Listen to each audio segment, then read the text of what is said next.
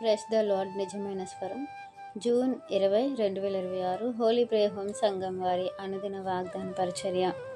ఆయన దీనులను రక్షణతో అలంకరించును.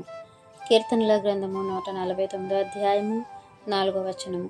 ప్రియమైన దేవుని వారలారా, కీర్తనకారు ద్వారా దేవుడు తెలియపరుస్తున్నారు ఏంటంటే ఆయన దీనులను రక్షణతో అలంకరించారంట.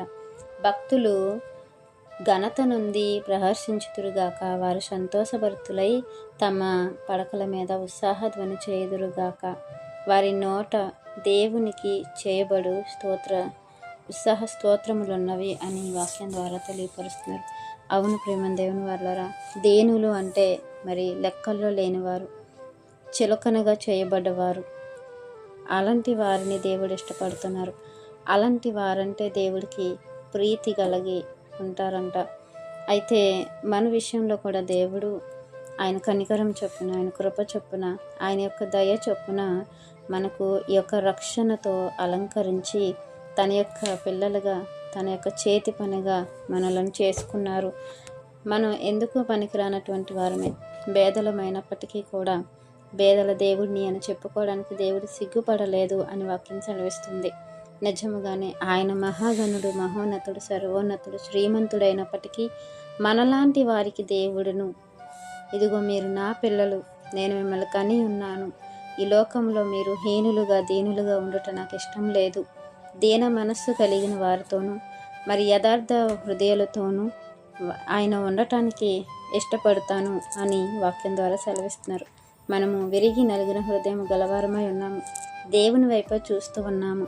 దేవుని హక్కును చేర్చుకున్న వారమై ఉన్నాము. ఆయన బలిష్టమైన చేతుల కింద మనం ఉన్నాము. దేవుడు అందుకే మనము ఆయన ఆశ్రయించి ఉన్నాము కనుకనే రక్షణతో మనలను అలంకరించారు.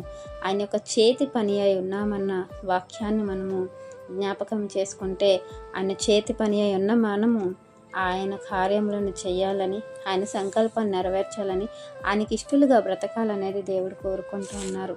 అందుకే తన భక్తుల ద్వారా మనకు అనేకమైన విషయాలను తెలియపరిచి మనలను ఆయన యొక్క సింహాసనం మీద కూర్చోబెట్టుకోవడానికి ఇష్టపడుతూ ఉన్నారు. ఆయన ఉండే నివాస స్థలంలోనికి మనల్ని ఆహ్వానిస్తూ ఉన్నారు. ఈ రక్షణను పొందుకున్న మనము, ఈ రక్షణతో అలంకరింపబడినటువంటి మనము ఆ రక్షణలో కొనసాగాలి. ఇంకా ప్రకాశవంతమైన ఆత్మీయ స్థితిని కలిగి ఉండాలి. దేవుని అందులో బహు విశ్వాసము కలిగి ఆయన చూపిస్తున్నటువంటి ఆ నిరీక్షణకు మనము ఇష్టపడి నడిచేవారుగా ఉండాలని వాక్యం మనందరి జీవితంలో దేవుడు ఫలింపచేయాలని ఆశిస్తున్నవారు దైవజనులు బ్రదర్ నెహెమియా గారు. God bless you. ఆమెన్.